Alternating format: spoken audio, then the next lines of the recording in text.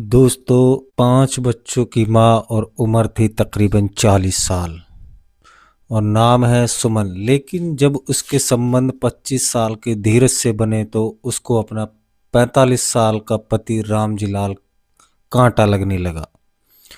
और जब वो उसके साथ संबंध बनाने के आड़े आने लगा, जब धीरज से जो मिलने की आग उसको तड़पाती है तो वो उसको अपने घर बुला लेती है। और रामजीलाल को इस बात का पता लग चुका था।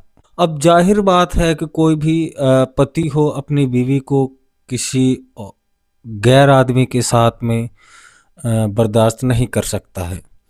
तो इसलिए रामजीलाल ने वही किया जो एक पति को करने का पूरा अधिकार है। पहले उसने सुमन को समझाया और सुमन जब हद से पार हो जाती है, बाहर निकल जाती है मान मर्यादा से, सब दीवारों को तोड़ डालती है और अपने बच्चों का भी जो ख्याल नहीं किया, तो रामजीलाल क्या कर आखिरकार मारने पीटने लगा, समझाने लगा। लेकिन सुमन थी कि उसके जो ऊपर ऐसा एक प्यार का बुखार चढ़ा हुआ था अपने उस 25 साला आशिक के बिन ब्याहे, जिनका नाम होता है धीरज, कि उसके इश्क में वो इतनी अंधी हो जाती है कि अपने सुहाग की सुपारी दे डालती है। और फिर दोस्तों वही हुआ जिसकी आप उम्मीद भी नहीं कर सकते हो।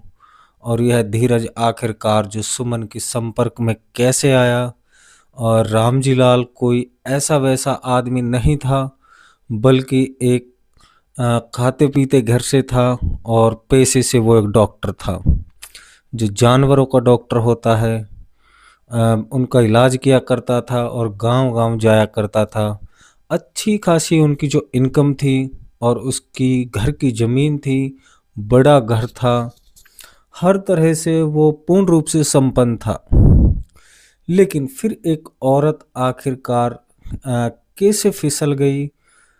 मैंने आपको अक्सर कर अपनी स्टोरियों में जो बताया है कि औरत की उम्र तकरीबन 40 साल थी, 40 ईयर, और उम्र भी उनकी जो बुढ़ापे की पड़ाव पे थी। इस उम्र में औरत बच्चों से फारिग हो जाती है और बच्चे बड़े होने लगते हैं और बच्चे बड़े होकर के स्कूल जाने लगते हैं या फिर उनकी शादी ब्याह की भी उम्र हो जाती है। जो औरत समथिंग 35-40 की जिस्म के अंदर कोई बीमारी नहीं है, वो स्वस्थ और तंदुरुस्त ठीक ठाक हो, तो उस वक्त में उसे जो मर्द की सबसे ज़्यादा ज़रूरत होती है। और इस उम्र में आकर जब वह अपनी औरत से मर्द किनारा कर लेता है, तो फिर जो औरत है वो इधर उधर ताकने लग जाती है। और हम देखते हैं कि अक्सर कर 40 से 45 साल की उम्र में जो पति होते हैं वो अपने कामों में व्यस्त हो जाते हैं और उन्हें बच्चों की जो परवरिश करने के लिए जो आमदनी की बहुत ज़्यादा ज़रूरत होती है। उन्हें पता है कि कुछ समय रुक के मुझे अपने बच्चों का भी ब्याह शादी करना है, तो इसलिए वो जी तोड़ के अपना मेहनत करता है और अपना पसीना बहाता है। तो वो पत्नी की तरफ से जो नज़रें हटा लेता है और वो पहला प्यार जो शुरू-शुरू में होता है, अब वो पत्नी को नहीं मिल पा रहा था। लेकिन शादी होने के बाद पत्नी या तो शादी के फ़ौरन बाद या 2 साल 3 साल बाद, जब तक बच्चे नहीं होते हैं, आपसे बेइंतहा प्यार करती है, या फिर औरत की प्यार करने की उम्र 35 से 40 साल में होती है कि उसका जो हस्बैंड होता है वह हर वक्त उनके पास हो, हर रोज़ उसको वक्त दे। लेकिन शुरू-शुरू में तो वो अपने पति उसकी फरमाइशें जो पूरी करता है और उसके बाद उसको अ, एक फिरता घूमता हुआ उसका जो टाइम है वो टाइम नहीं दे पाता है। लेकिन 40-45 साल की उम्र आते हैं, उन पे जो ज़िम्मेदारियों का पड़ाव है वो हावी हो जाता है और उसका जो परिवार है वो बढ़ जाता है और परिवार के भरण-पोषण के लिए वो कमाई पे ज़्यादा ध्यान दे देता है। तो दोस्तों, अब हम बात करते हैं कि आखिरकार जो सुमन है उन्होंने जो अपने पति को किस तरीके से अपने रास्ते से हटाने की कोशिश की। तो अस्सलाम वालेकुम दोस्तों, मैं हूं आपके साथ इंसाफ खान और आप देख रहे हो हमारा यूट्यूब चैनल इंसाफ डीलर। दोस्तों, जो ये स्टोरी है, ये कहानी सुनकर आपके जो रोंगटे हैं वो खड़े हो जाएंगे और दोस्तों यह कहानी है एक डॉक्टर पति और उसकी पत्नी की। जो डॉक्टर की पत्नी होती है वो अपने पति को कांटा समझ लिया और अपने ही सुहाग की जो सुपारी दे डाली। यह कहानी आप मेरे साथ सुनिए। बस आपसे एक छोटी सी रिक्वेस्ट है कि चैनल को सब्सक्राइब जरूर कर लीजिए और दोस्तों आपके सपोर्ट की मुझे बहुत ज़्यादा ज़रूरत है। चूँकि नया चैनल है इसे ज़्यादा से ज़्यादा जो लाइक ज़रूर कर दें। तो लाइक करने के बाद में आप कहानी को पूरी सुनिए। ये कहानी है दोस्तों उत्तर प्रदेश का एक ज़िला है अलीगढ़। बहुत ही चर्चित ज़िला है अलीगढ़। आप जानते होंगे अलीगढ़ के अंतर्गत एक थाना आता है मडरा थाना, और उस थाने के अंतर्गत एक गांव आता है नौहटी का रहने वाला सरदार सिंह का बड़ा बेटा रामजी लाल। पढ़ लिख कर जानवरों का जो डॉक्टर बन गया था और जानवरों का इलाज करने लगा था। तो दोस्तों उससे जो छोटा राजवीर खेती के कामों में उसकी मदद करने लगा था और रामजी लाल की जानवरों के इलाज की जो दुकानदारी ठीक ठाक चल रही थी। तो उसके विवाह के लिए रिश्ते आने लगे और शादी के जो रिश्ते आने लगे तो कई लड़कियां देखने के बाद घर वालों ने उसके लिए एक अलीगढ़ की रहने वाली एक सुमन को पसंद कर लिया। शादी के बाद सुमन ससुराल तो आई, जल्द ही उसने घर की सारी जिम्मेदारियां जो संभाल ली और जिससे गांव में उसकी जो गिनती अच्छी बहुओं में होने लग जाती है।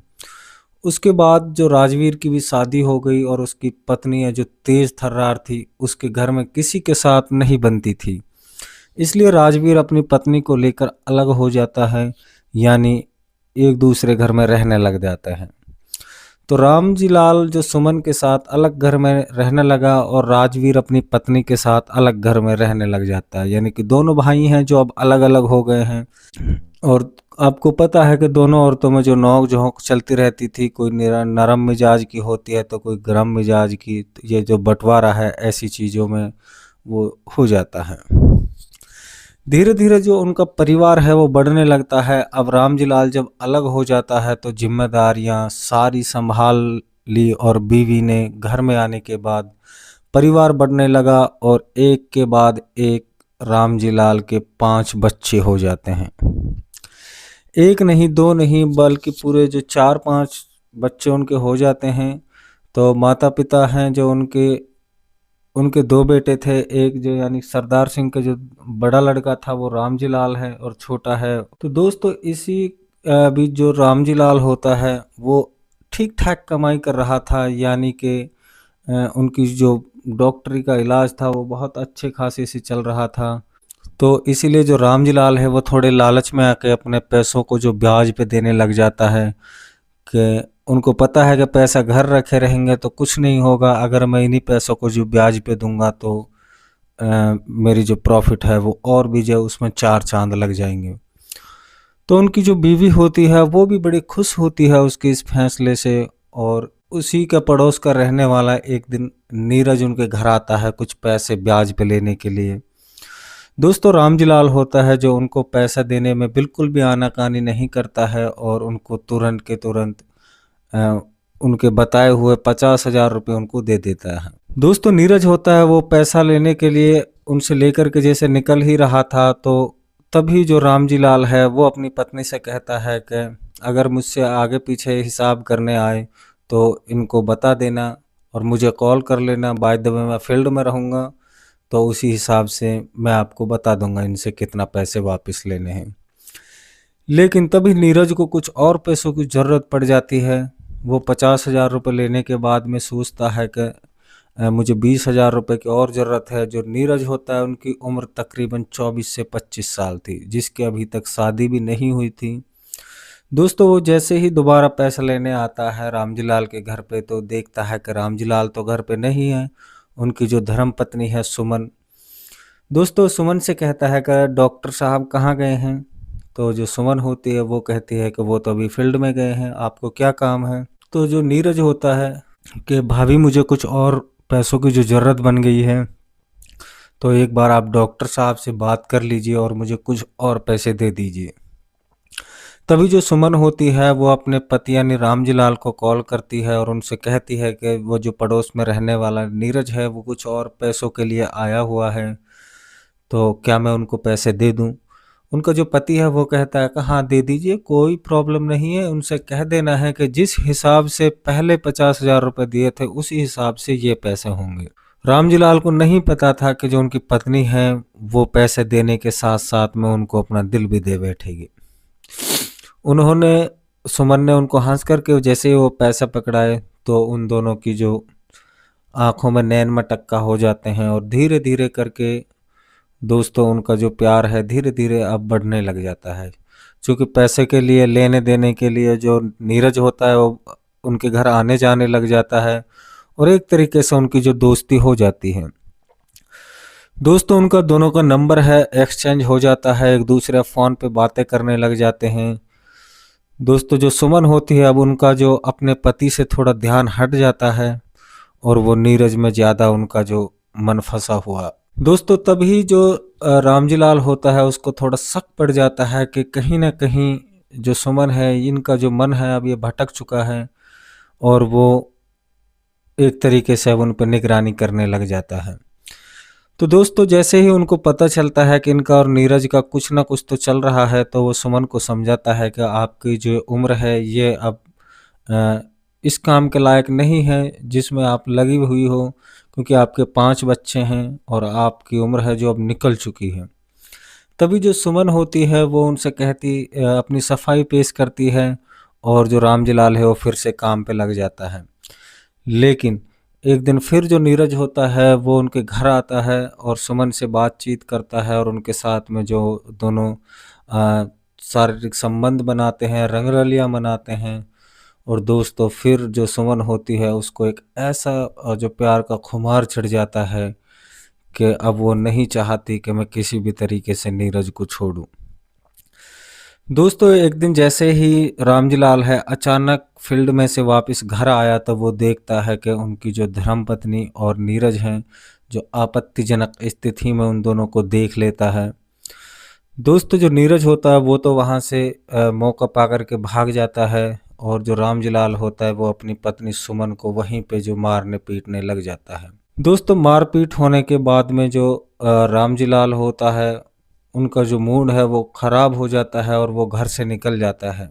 तभी दोस्तों जो सुमन होती है उसको अब अपने पति को रास्ते से हटाने का जो प्लान बना लेती है, मन ही मन सोचती है कि कैसे न कैसे फिर एक बार मुझे नीरज से मिलना है और इस जो कांटा है उनका पति इसको रास्ते से हटाना है।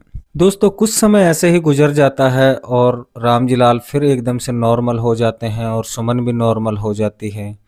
और दोस्तों कुछ समय के बाद में एक बार फिर जो सुमन है वो नीरज को कॉल कर देती है कि रामजी लाल तो अभी काम पे गए हुए हैं, आप आ जाइए। दोस्तों जो नीरज होता है उनकी अभी शादी नहीं हुई थी तो उनको भी एक तरीके से अब मज़ा आने लगा था सुमन से बार बार मिल करके। वो जैसे ही आता है और उनके साथ में फिर रंगरलियां मनाते हैं तो दोस्तों जो सुमन होती है वो कहती है कि अब कैसे भी करके हमको अब रामजी लाल को इस रास्ते से हटा देना है। दोस्तों जो रामजी लाल होता है उसको नहीं पता था कि अब उसकी जो जिंदगी है चंद दिनों की बची है और वो चंद दिनों का मेहमान बन चुका है। दोस्तों जो नीरज होता है वो बाहर जा कर के कुछ लड़कों से बात करता है और उनकी जो डील है कुछ रुपयों में फिक्स हो जाती है। तो इसके चलते दोस्तों जो नीरज होता है वो उनसे डील डन कर देता है और मौका पाने की बस वो फिराक में रहते हैं। दोस्तों कुछ समय के बाद में जो नीरज होता है वो सुमन को कॉल करता है कि अब ये जो मौका है ये ठीक रहेगा, आप सिर्फ अपने पति की लोकेशन बताना है और उनसे कुछ रुपए भी जो ऐंठ लेता है। दोस्तों जो सुमन होती है वो भी अब इस काम के लिए तैयार हो चुकी थी। एक दिन जो रामजी लाल होता है वो पास के गांव में ही कुछ जानवरों को देखने के लिए जाता है, दवा देने के लिए जाता है। तभी उनकी पत्नी है जो सुमन वो नीरज को कॉल कर देती है कि जो उनका पति रामजी लाल है वो घर से निकल चुका है। उधर जो नीरज होता है उन्होंने पहले ही जो फील्डिंग अपनी एक तरीके से सेट कर चुका था। जैसे ही रामजी लाल है जो पड़ोस के गांव के लिए निकलता है तो तुरंत से उस पर जो ताबड़तोड़ हमला हो जाता है। दोस्तों उनकी जो गला रेत करके एकदम से उनकी निर्मम हत्या हो जाती है और जब यह हत्या करके नीरज हैं जो वहाँ से भाग जाते हैं और उनके जो साथी होते हैं वो भी वहाँ से भाग जाते हैं। दोस्तों वहाँ पे कुछ राहगीर निकलते हैं तो वो देखते हैं कि सभी जो रामजीलाल है उनको जानते थे, क्योंकि जो पशुओं का डॉक्टर था उनका आस पड़ोस के गांव में जो अच्छी दवा देने के नाम पे जो बिल्कुल एकदम मशहूर थे। तो वो तुरंत हैं जो पुलिस को फ़ोन करते हैं कि ऐसे ऐसे जो पड़ोस के गांव के रहने वाले रामजीलाल डॉक्टर हैं उनकी किसी ने हत्या कर दी है। पुलिस वहां पे पहुंचती है तो दोस्तों पुलिस उनको अपने पोस्टमार्टम के लिए हॉस्पिटल ले जाती है।